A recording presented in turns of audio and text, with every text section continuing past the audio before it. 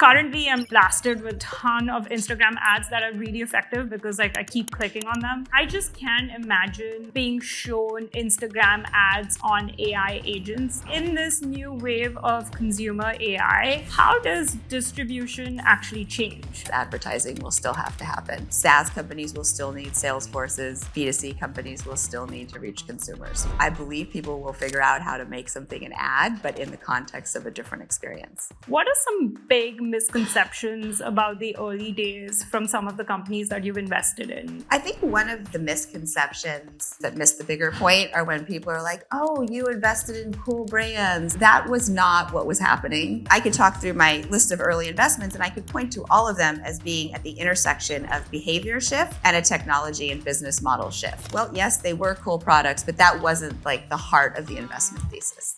I'm very, very excited to welcome Kirsten Green to South Park Commons.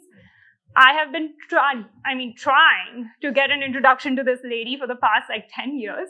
And then finally, under the guise of SPC, I was able to invite her and meet her for the first time in person. So I am very excited to be doing this talk. All the admiration to you too.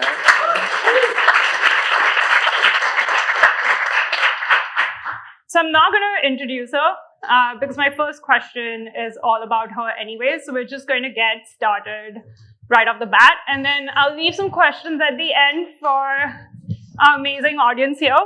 So just some background on you. You've worked in public markets. You started a venture fund. Your latest fund is about $500 million. You have a Midas touch for D2C companies like Glossier, Hims and Hers, Chime, etc. So I did stalk you a little bit on the internet, and I learned that you used to work in a mall, in retail. You counted inventory in a grocery store. You really, I think, sought these on the ground experiences.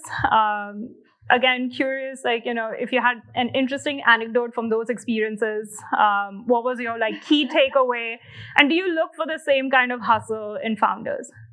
Yes. Let me put those activities into context. So it started really humble beginnings. I was like a safety girl. I was getting out of school. I must have a job. I must start a career. It was at a time period where there weren't a lot of people recruiting on campus. I went to public accounting. Not the dream job, but an incredible skill set that I've leveraged every day since. And while I was there, I did a lot of accounting things, which were not inspiring, but once in a while I got to go out into the field and do things. And I think one of the things you're referring to was I was on the Safeway account and I did an inventory count in a freezing meat locker in a spacesuit and everything. Okay. And it's only a highlight because who would ever do that? When else would I ever do that? But I think just doing that or just little activities like that, the site visits, I was like, oh, it's more fun to be out in the field doing stuff. So pocket that to the side. A couple of years later, I found myself on the equity research team, and I was on a team of people following retail and broadly defined, so general merchandise retailers, food, clothing, all of them. And there was people opining on, what was good merchandise and what companies were set up well. And I was kind of like, you guys are opining on the mall, and you're 50 and not that hip, maybe like me now. But at the time I thought I know that I can go I also was trying to figure out how to make myself relevant. And I thought I'll go out into the mall and start pounding the pavement, look at the stores, look at the product, try to come up with some understanding of maybe how trends are unfolding. Is there a lot of traffic in the mall? Are people touching stuff? Are they buying stuff? And that became my edge in the team. And I ran a weekly report, which was the mall beat. I never went to the mall on my off time. This was a work exercise, but it really showed me the power of primary research and the value of looking at what are the users doing? What are people actually doing? The people who are originating the sales that are driving the business. We can sit in our office and look at a model and, get sound bites from the media and make some assertions. But getting out there is where you have an opportunity to maybe see something different or something that somebody else hasn't seen. And that's actually when you asked me about a magic moment. I think that was at the time, I didn't realize it a magic moment, but later on I did, where it's I saw a few things that I thought were cool or breaking out before they did. And I loved that like discovery of like, oh, those UGG boots are going to be a big trend when that stock was like $2 and nobody was interested in it. But so I think like some of those things lay some groundwork for that's pretty awesome. spotting things early in venture. That's pretty cool. This is like a little bit tangential, but I'm always curious about this sector. What are some big misconceptions about the early days from some of the companies that you've invested in, like Glossier, for example, or like Hims and Hers, or Dollar Shave Club? I think one of the misconceptions, or just short, basic interpretations that miss the bigger point are when people are like, oh, you invested in cool brands, or, like that was not what was happening then. Andy's here. He was one of my very first investments ever in Bonobos. And listen, he came into my office to pitch me, this was before Forerunner, and tell me that he was going to start a company. He was going to sell pants to guys online based on better fit. And I was like, you are crazy. Like, first of all, like men don't shop, or they shop a lot less than women. You're going to sell them online when they can't try them on. Like, how are you going to communicate that? And this is like 2006 or 2007, and there was no social. So how are you going to find them?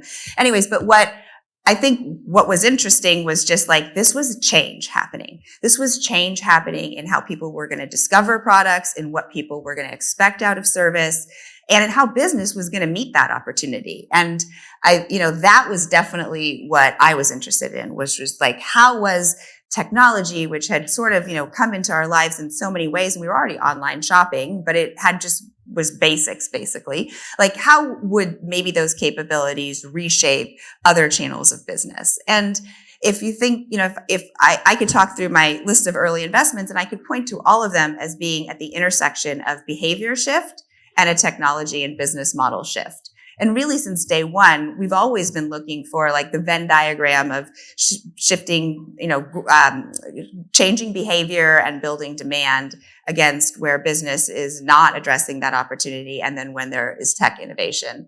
And so, I think some people are like, oh, those were, cool products. Well, yes, they were cool products, but that wasn't like the heart of the investment thesis. Fascinating.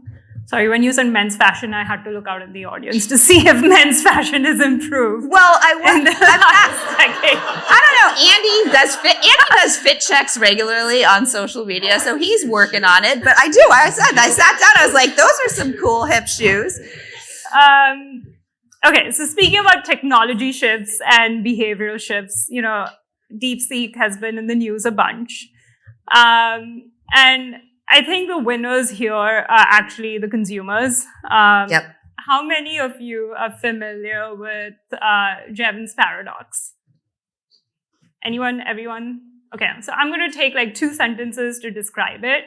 It's basically, when services effectively become cheap, usage actually increases. So in the case of DeepSeek's announcement, because it's indicating that training is going to become cheaper, and therefore AI services built on top of that is going to become cheaper, consumers are actually going to use it more. And ultimately, the consumers are going to be the winners. Again, you were talking about technology shift and behavioral shift. I'm kind of curious, given that your focus is consumer, where do you think consumer AI is going as a result? Okay.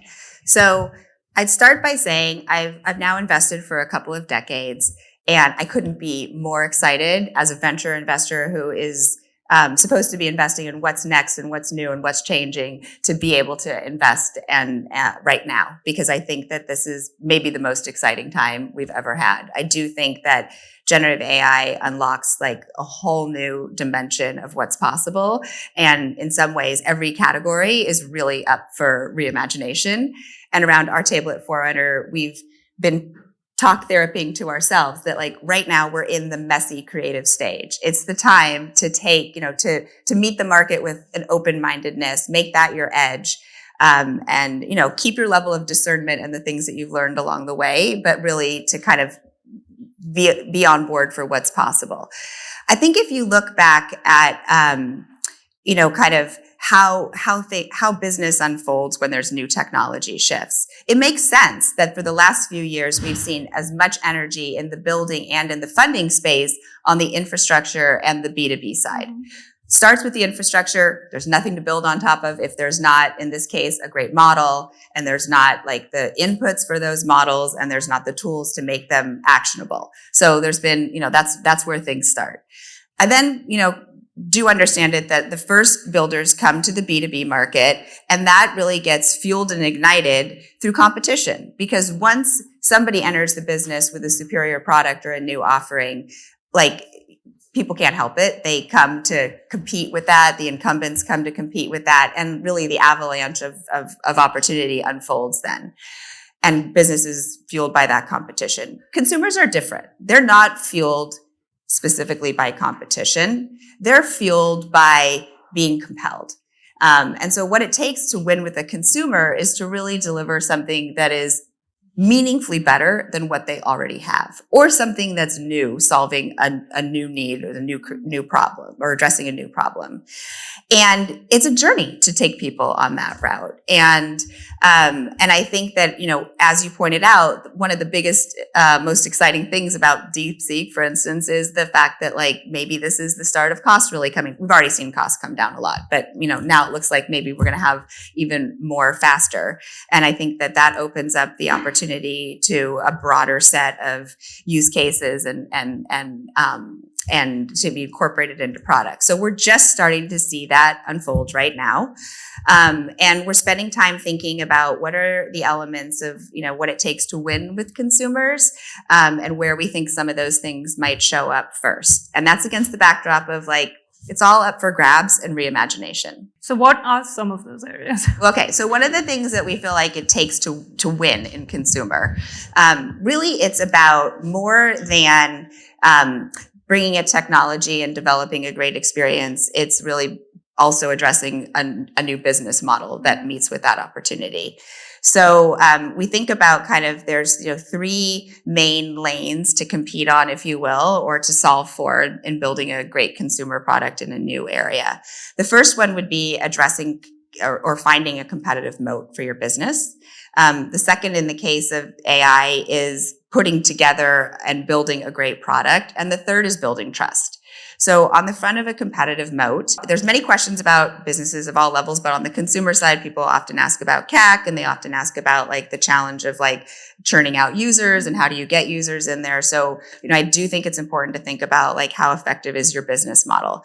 One of the things that gave rise to a big consumer tech giants was this really nifty business model that the internet started, which was network effects, which was really about creating access through enabling aggregation and disintermediation, and bringing supply and demand together and really unlocking a flywheel in that. And the big tech giants that we note today that are now in all kinds of different lanes of business got started leveraging that model. So Google, Amazon, Expedia, PayPal. You then went into the mobile phase where it became about instant access. So now it was an interpretation of access, and it was really about high customization, high convenience factor, and high engagement. And that really underpinned a whole generation of companies that were winning on daily habit, and daily habit became their moat. It became something that you just they became verbs, Uber or Googling or door dashing. So now as we look to this next generation of companies, we think about what does it take? What are the chances to build a moat? And, we see it as data and empowering data to be in a continuous learning loop. Our expectation is that this next leg of Gen AI really unlocks personalization. That's something that we've been talking about. I know I've been talking about it to the founders I've been working with, or the companies that I've been scouring for the last 20 years. And it's still offered in a very relatively limited way. And Gen AI and the ability to take in large amounts of data, to interpret data, to build that into experiences gives us a chance to really build a whole new class of products. And if you imagine once you're engaged with a service or a site and they have all your information and they know you and it's gotten better because of that, it's just the switching costs go up. It just gets harder. I mean, my real world example, we were joking about this earlier, it's kind of like dating and marriage. Like you can get out of marriage, but it's like really hard to get out of marriage. It's costly and it causes a lot of stress usually. So you stay in it. I mean, I think Spotify is probably one of the better examples of personalization. We've all committed, people who use Spotify have committed millions of actions to bring their playlist to life, like to leave, like that's a pretty big hurdle. So really being able to make an experience around that and make your product hinge on being better that way, and very important. On the point of like building a great product, I think this gets into kind of like the right founder strengths for this era too. It's really not as much about how you're building as much as how you're assembling what you're putting together. So again, following kind of past trends, if you look at the internet era, that was literally about building software and infrastructure. So those giants, the Googles, the Amazons, the PayPals, they were about bringing coding to an opportunity. It was really laying the foundation for the internet. You get into the mobile wave, that was as much about understanding behavior and bringing sort of notifications and access into products, and knowing how to drive growth that way to get scale. And in this realm, we really think about like bringing that personalization to life. So bringing a product that's like proactive, that's seamless. We're describing it as effortless, where it's really working in partnership. And of course, you have to still be technically strong to do that. But speed and scale isn't what's going to totally get you there. It really is about understanding like the adaptation of human behavior and what is going to be a sticky experience there. And not to be long-winded, but one other really important thing is trust. And so anytime you are introducing something new, and you want to bring people along, like you have to, I think, earn their trust to, and in particular in this case where data is sort of the foundation of what many of these products and services can be, building that with the user is really important. And that sort of exists on a couple of dimensions. I mean, I think on one level, transparency. So people are concerned with like, who's building this? Where did they come from? What are you doing with my data? And there's an element of just like, I'm excited by the idea that this technology can do this with me, but I don't want to give over full control. That feels a little too scary. So there's apprehension around that. And there's also this fear of being displaced. And that's a big meta fear, but I think people do ask, like, what if all the jobs go to robots? What happens to me? So these are big hurdles that like builders have to work through. And I think you start to address them by building transparency into your product and sort of bringing the user on a journey with how things are working. And you can build little cues into your product and showcase, either where you're getting some information or how you're bringing it along. I think too, like letting the user have a role in the product with you. So you don't need to do everything. Like we're talking about effortless, but still include the user in part of that journey. And then, maybe someday we get to full automation, but I think again, in the spirit of just bringing people along, like the best ones will have a user have a role. So maybe backtracking on the 3 pillars that you talked about. So I obviously work on Facebook, so I kind of understand the network effects that you're talking about. Also saw Instagram grow on the backs of Facebook and now saw TikTok grow on the backs of Instagram. But also see, currently I'm like blasted with like a ton of Instagram ads that are really effective because like I keep clicking on them, and buying things. So I guess like in this new wave of consumer AI, how does distribution actually change? Like, is it still going to be like paid ads on like, social media and the internet and Google and things like that and like optimization where CAC is still very high, or is it going to be different? I think that the web is a social place. And so there is an element of like, how do you think virality is built into your products in the service of what you're doing? So for instance, I don't know how to answer that question without giving a specific example. No, and maybe we would that's love the best way examples to do it too. But one of the, I'll kind of give another insight, but I'm not ditching your question. I'm getting to it. But one of the big things that we're looking in is like a big tent idea, if you will, we're calling search to service. So it's the reimagination of search. It's probably the first thing that consumers have really engaged in, which is the large language models, ChatGPT and Claude, which is now we can search in a whole different way. We can get our information in different ways. We're having a totally different experience. However, every time I go there, it's still a new day. It's not like I'm not interacting with my ChatGPT as in the context of who I am. As, let's say I'm there asking a health question. It knows nothing about my health records. It knows nothing about my personalized data.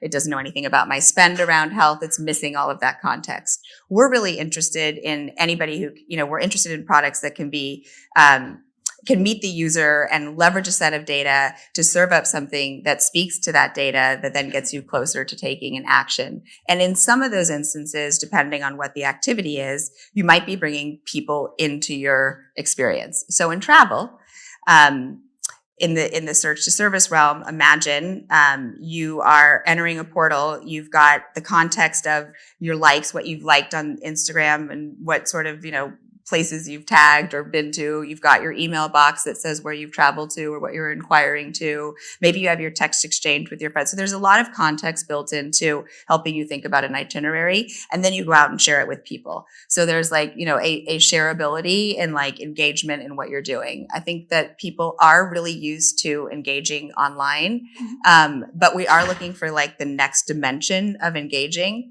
and it being, something that can be baked into an experience to deliver something too. So there will be those kinds of things. It's a long-winded answer to say that like it's not just more of the same, but it's different iterations of the same, of things that have viral factors, things that have K factors, and yes, advertising will still have to happen. SaaS companies will still need sales forces. B2C companies will still need to reach consumers. So I think about this a lot, and I just can't imagine like being shown Instagram ads on AI agents. Like those two worlds just don't meld.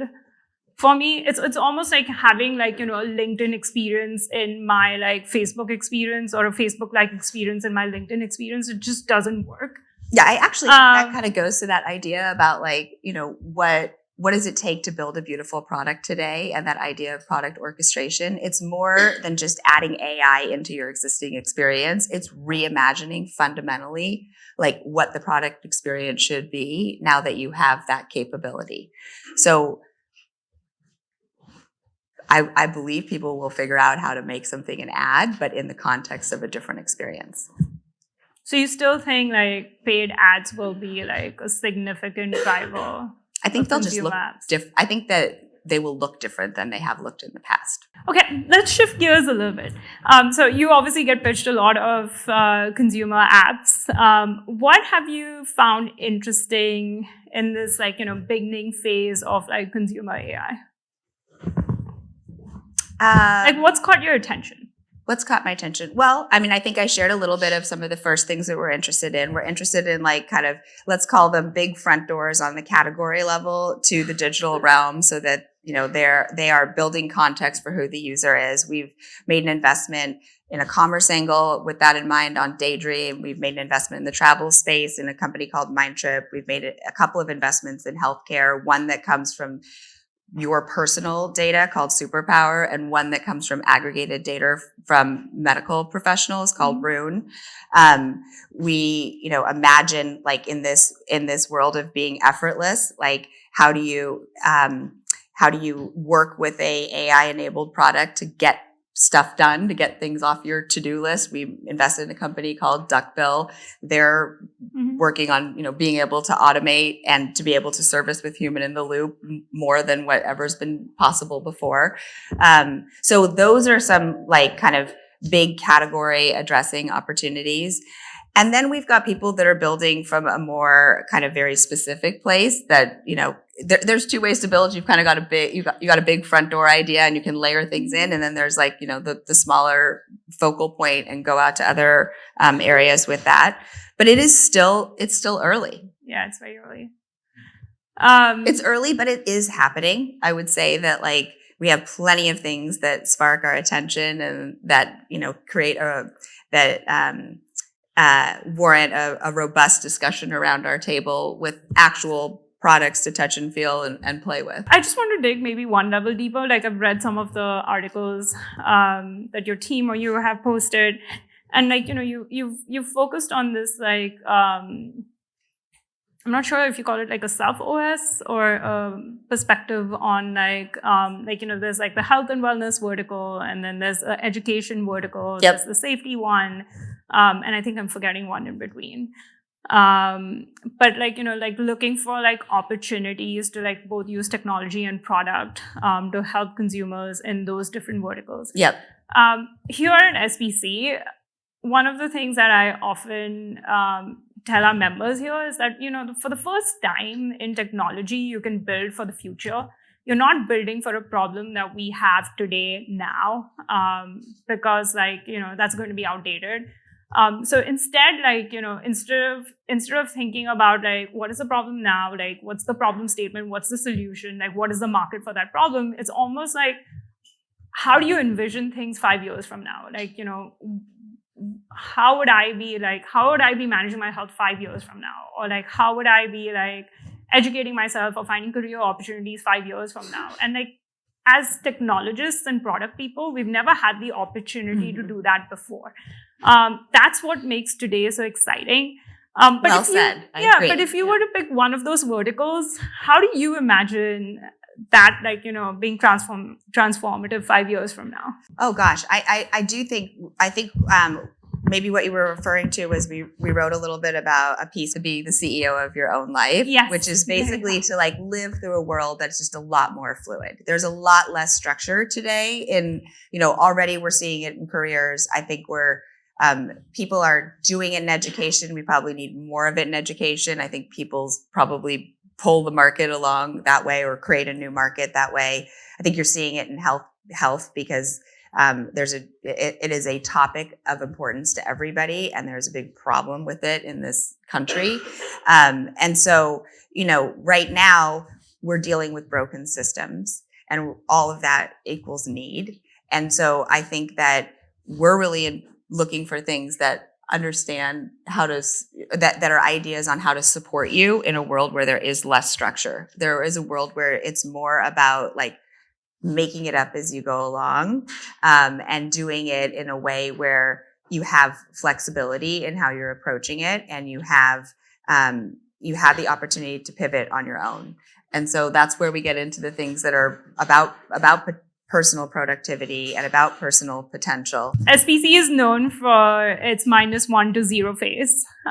We tell people to come here and take your time, think about, ideate, build, basically go through the ideation journey and take your time in going through that ideation journey to build conviction, to build great things, not good things. Because you can make things marginally better, but to truly build a long-lasting company, give yourself the time to build great things and take that risk. So the -1 to 0 phase is something that we really emphasize here at SPC. And this is a question actually from one of our members, and he's building a consumer product. He says that in consumer, traction is like a consumer's investor's favorite word. When you come up with an idea and you could have a great prototype, what they're really looking for is traction and engagement. But if you meet a company pre-traction, walk us through what your evaluation process would look like. Well, let me first say that we do invest pre-traction. I think we think about, but we do it very selectively because we're investing on a portfolio basis, and we're thinking both about kind of what are the diversity of opportunity set, what are the diversity of types of initiatives that are being addressed and served, and then where is a company on its journey, and how long might it take to get to one place plus two places. So I think, but I think that partly because of the way we're oriented and spending as much time thinking about a shared group of topics, we are comfortable going early because we can look at it in the context of a lot of the things that we've been talking about today, which is like, where's the market going? Where's there a need? Where there's an opportunity? Where's there nascent consumer behavior that is opening the door for something? What we're then looking for in a founder is somebody who sees those nuggets, somebody who's building for an opportunity that they see, that they can at least speak to what's happening now and why they see a need for it and why that might unfold over time. So usually we're looking forward to having an engaging conversation around that topic and kind of sharing ideas on that topic. I think we are also thinking about like tangibly, what is it look like to bring this product to market? Like, what is the V1 of this product? Okay, what is maybe your bigger version, but as important is like, what is enough today to start to do some testing and learning? And what's your path to do that? What's your timeline to do that? I mean, I think those are very practical questions. I don't think those would be much different if you were building for a SaaS customer. Actually, I'm not too sure how different a lot of the question sets are. You know, I think it's usually about how well do you know your market?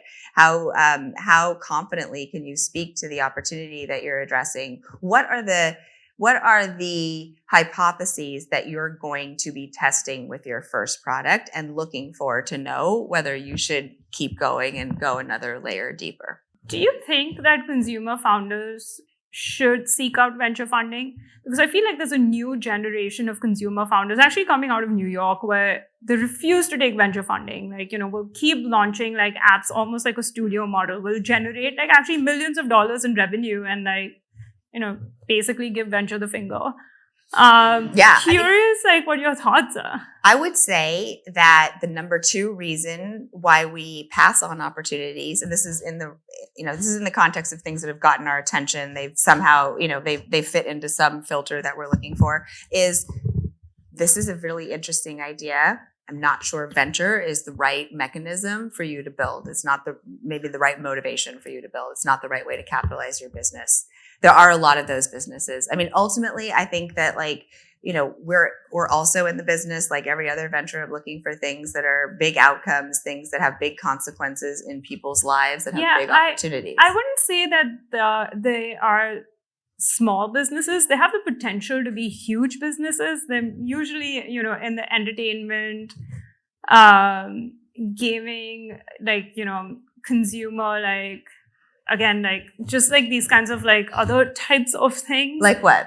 I mean, like for example, like, you know, there was that app where like you could design your own room based on your like Spotify playlist. Like there was like there are like all these like different like chatbots and personalities that you could like talk to. Like they do have the potential to like be big at like some point. Like I mean, as an investor, I'd love to invest in them if they take my money. But and so the question is.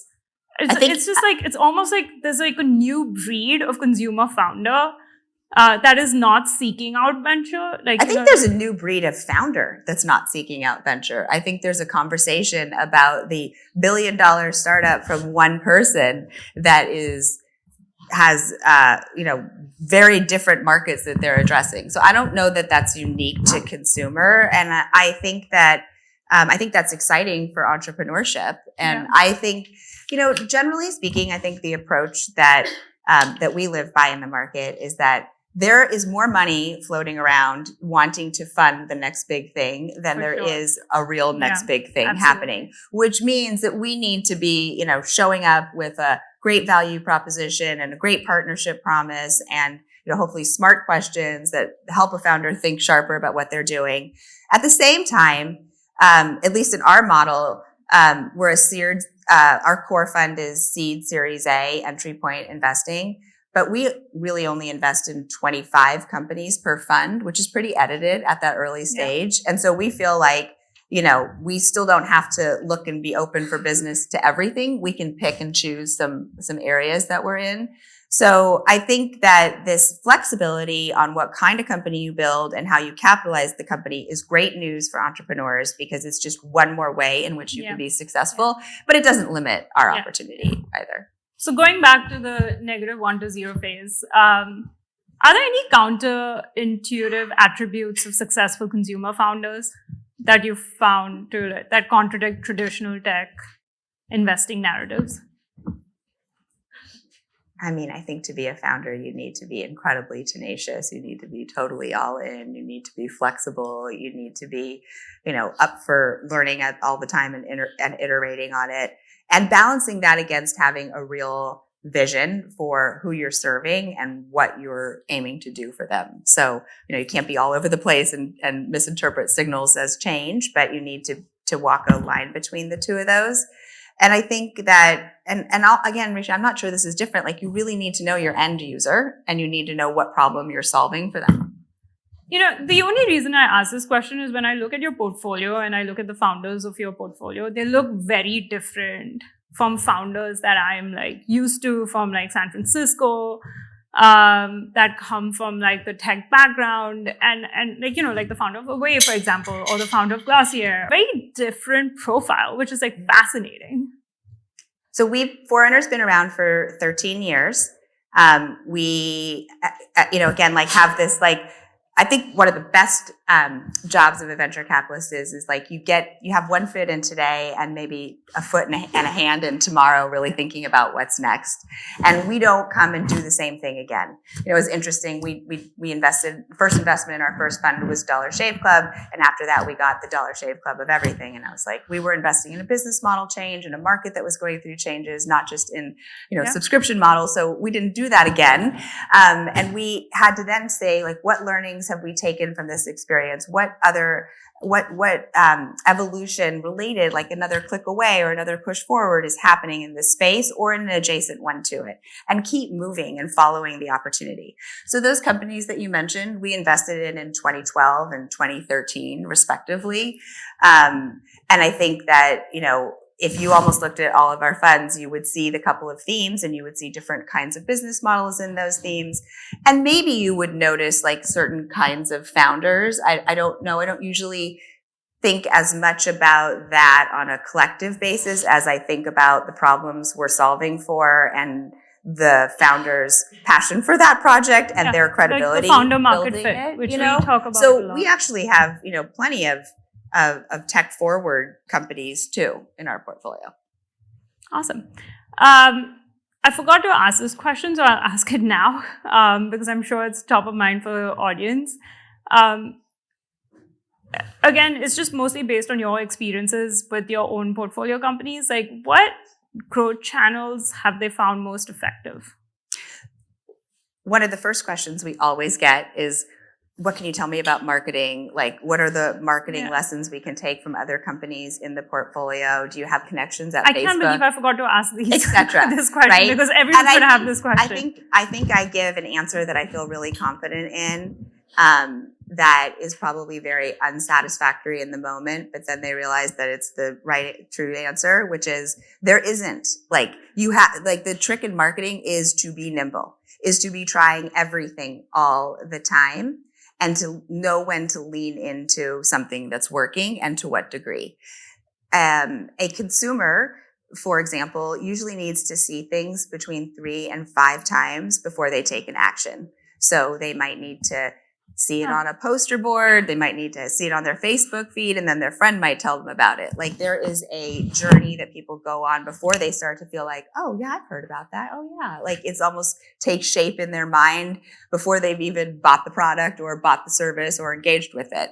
And so, how do you market like that? You really need to think about all of the available channels to you, and how are you going to uniquely show up in each of those channels and flex one aspect of your product promise, your brand promise, or connection to the consumer you're offering. That's an awesome And that really doesn't change over time. I mean, I could have said that same thing in 2014, and I'd say that same thing to somebody building an AI, like I was saying earlier to you. Yes, marketing is going to change. It's changed a whole bunch of times. But that core concept of agility. Right. So I think I think maybe what's collective in there is to say be very clear on what your product promise is and what your product value proposition is, and who the archetypes of customers are that you're serving and how you're going to speak to them, and then think about what is the way to show up with that message to that audience in that venue. and do it in a way that's like, I hate the word authentic because it's so overused, but that is like the right one. I love the word authentic, but it's overused. So try to find something else. What is the second most important thing after authentic? I think the first important thing is to be nimble and agile and to be able to play all of these channels. I think in order to be able to do that effectively, not only do you have to know to work those channels, but you have to have these pillars to work from and be able to connect those dots. That's awesome. I have a lot more questions, but we are at time. So I wanted to save some time for audience questions. Hi. One of the statements that you made was there's a lot more venture fund out there than there are founders with authentic ideas. It doesn't feel like that when you're on the other side. It always feels like there are a lot more ideas and we're always constantly fishing out for the right fund and always getting rejected. So what's the disconnect? I mean, there's going to be a lot of noise.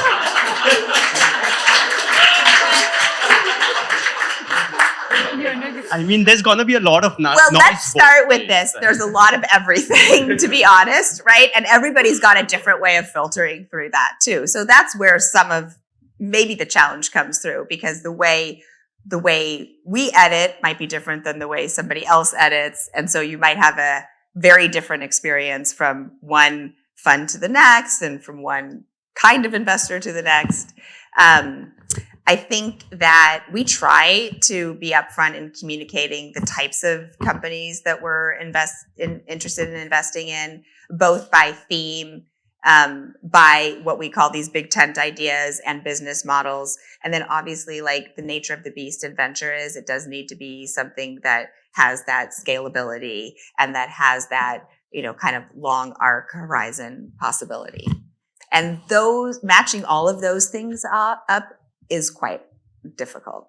For us too, and I think honestly, probably one of the reasons that I was drawn to this business is because I love to get on for the journey. I like to say yes. I love to help. I love to be needed and valued. And then I'm ironically in the business of saying no, right? So last year we made 8 net new investments in our portfolio and logged 6,000 or some meetings, right? And I know we missed a bunch of worthy people and things. I have a question on consumer. The word agent is become pretty mainstream now across industries. Did you notice I didn't say it once? Agent, authentic, we got all the A's. But I'm curious to know, with B2C, does it become B to A? And how does this orchestration with agents? I haven't heard anybody say that. Maybe you ought to coin that.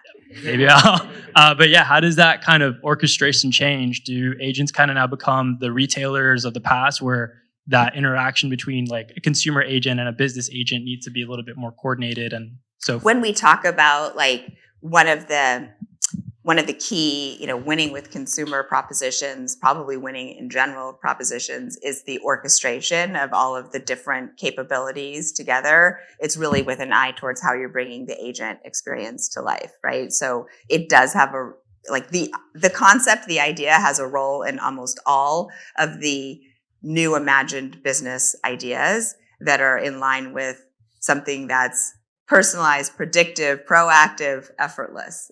And so, yeah, agents, B to A, B to A to C. I like it. I loved the whole entire conversation. This was really great. I was super curious hearing you talk about search and specifically the idea that search should feel effortless. Have you made a search bet and how are you evaluating the current disruption happening to Google? I'm hoping for that for myself, right? Because I started by saying I'm frustrated that I've been searching for 15 years and I'm still a new day every day I go to my browser. And the investments that we've made right now in that area are in the ones that I mentioned. So Mindtrip, Daydream, Duckbill, Superpower, and Rune. They all have an element of search, but they are looking at Search Plus. So search helping you take an action, search helping you plan, search helping you, understand a behavior pattern more. I think search becoming more dynamic, search to service is kind of something we're really looking for in the search experience. Otherwise, I think we've already search has already been reinvented by the LLMs and it's pretty fun and amazing. And they're continuing to iterate all the time too. So I think it has a lot of legs to go. I love what Forerunner is doing. You talked a bunch to Yuri. I'm super interested in hearing more about your perspective at the intersection of education and the care economy and how you see that developing in the future, especially with the impending or the current administration's promises about the Department of Education and privatization of education. I think we think about both of those topics independently and or together, really coming from a place of need, right? So need, because we are woefully poor in our education scores, and it's the most worrisome thing about what the future will look like. It's like an emergency level. We need to fix it. I certainly don't want to comment on anything political. I can't keep up what's going on, so I don't know. But if somebody wants to push on reimagining education, I'm here for it, because I have 2 grade school kids and they are doing the same work that I did lots and lots of years ago.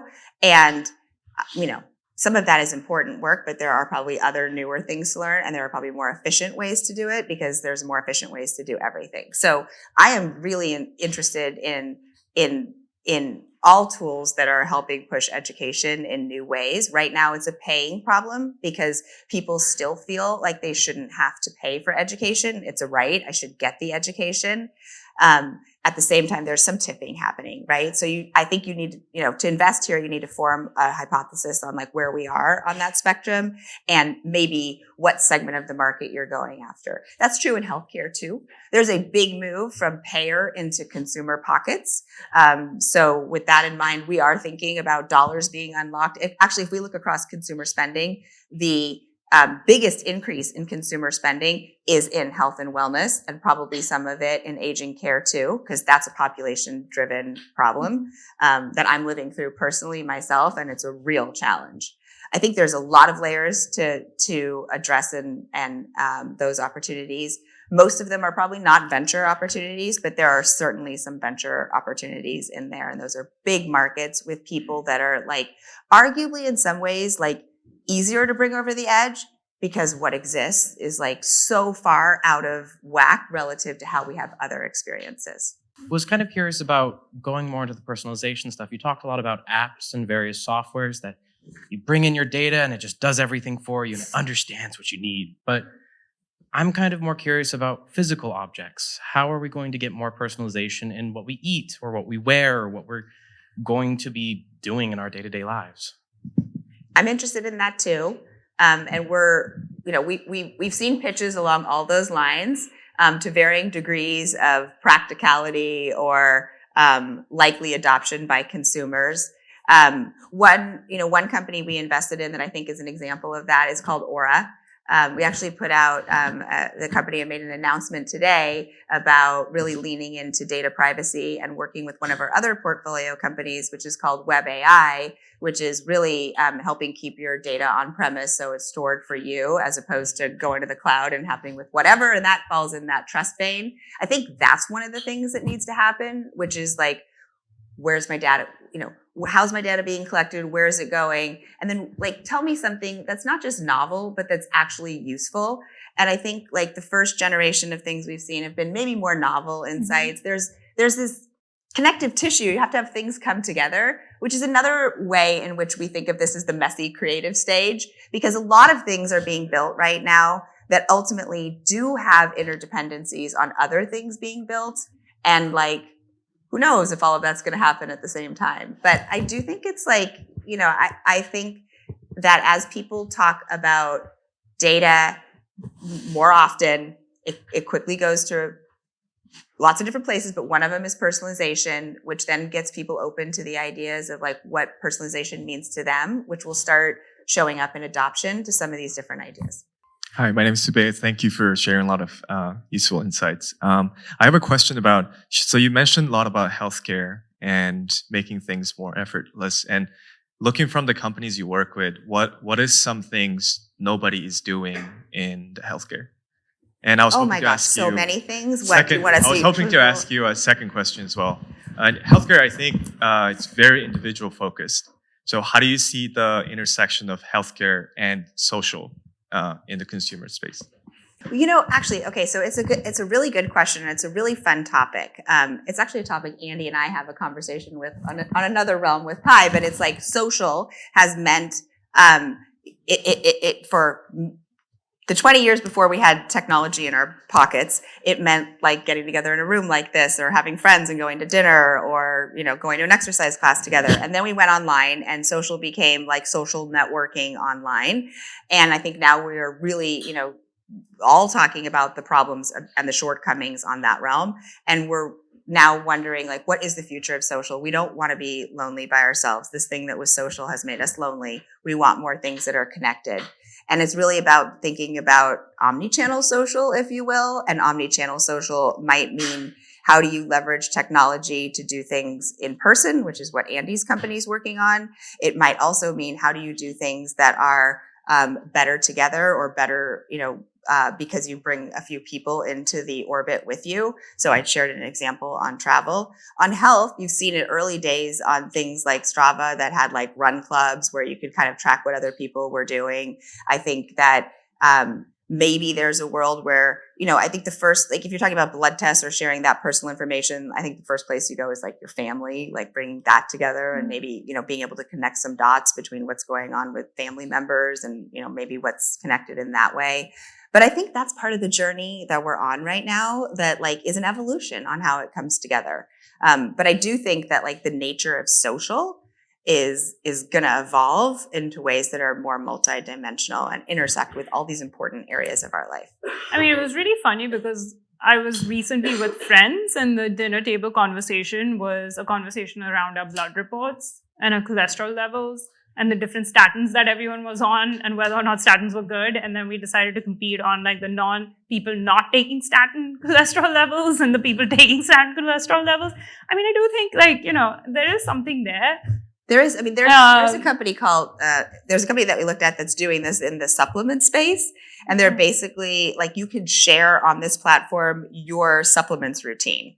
And people are following other people who they think have good health or good stories to see what are they taking. So, it's another layer of maybe utility around social too, and fun. Yeah, because that's where the conversation led. Like, how much research have you done on supplements? Like, what are the most high quality supplements out there? So I do think that there's something there. I think it's just targeted to a certain age demographic.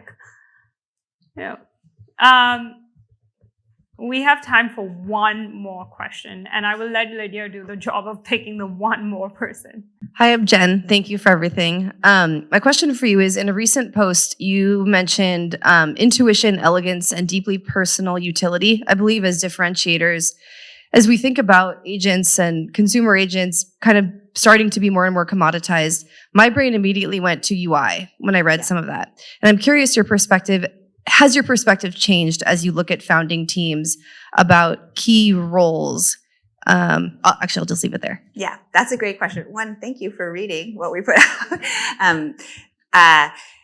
Yes. So I think that if you kind of think about like the lanes of responsibility in any company, the engineering, design, product, growth, all those, they're consistent. But I do think that like the role that they play might be less or more in different eras of building. And I mentioned earlier, like the internet era was like, we were just putting up like the backbone of the internet, and like literally like it was about coding to bring something to life, because otherwise like nothing existed. So, that was the key to Google and Amazon, whatever, was raw engineering talent. You moved into mobile, like, yes, engineering talent is still super important, but there was like more nuance around the experience. Now the customer had already been introduced to like V1, and you're iterating on a new device, and you're iterating on kind of bringing them along in behavior in a different way. And you have to think about the different experience on this device. So that begged for a different skill set or another skill set. And it had a prominent level in like how something would be received and get off the ground. And now we're in this area where it really is like how you are, like there's all these tools and technologies out there. We're all just playing with them right now. How you put them together so that they actually deliver a great experience and a great product, and make it so that your user feels welcome in using it. I mean, I think basically if you're building something for the masses, you can't you certainly can't expect that they know all the things that we know in this room, right? It needs to, like, the tech needs to happen behind the scenes. And the simpler you can make the experience, the better. And being able to do that is like one of the hardest things. I think if you talk to anybody who's a writer, it's like a lot easier to write like a really long paper than it is to write a short paragraph. And I think the same thing is true for a product, like hard on what's in, what's out. So yes, the design element, the UI, and all the opportunities for that to send the signals of the other things we've been talking about, right? How does that reinforce your brand values? How does that reinforce how you think about trust? How does that reinforce how you think about the user? What is the promise you're making with that? It's like high, critically important. Okay, with that, I want to thank you so much for your time. Oh, thank you. This was We're so already fun.